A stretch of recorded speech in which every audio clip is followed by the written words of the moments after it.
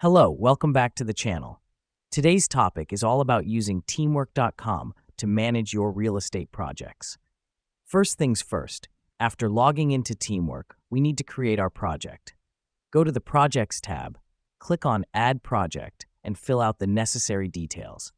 Keep in mind that a clear name and description can help your team understand the project's goals better. Now that we've done that, let's move on to the second step. This is where we add our team members. On the project page, click on the People tab and then Add People. Remember to assign roles based on their responsibilities. The reason we do this is so that everyone knows their tasks and who to collaborate with. Next up, let's set up the task lists. This is the heart of project management. Go to the Tasks tab, then click on Add Task List.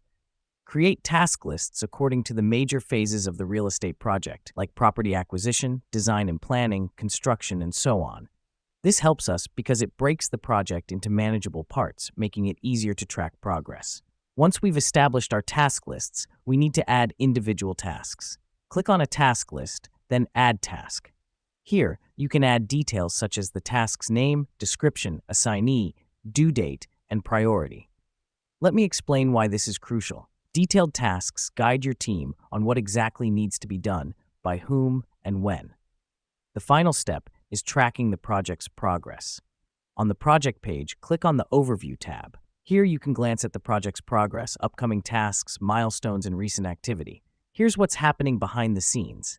Teamwork.com is consolidating all the data from your tasks and displaying it in an easy-to-understand format. And that's it. You've successfully set up your real estate project on Teamwork.com. By following these steps, you and your team can easily manage and track your project's progress. Remember, efficient project management is the key to successful real estate projects. Thanks for joining us today, and be sure to check back for more tips and tutorials.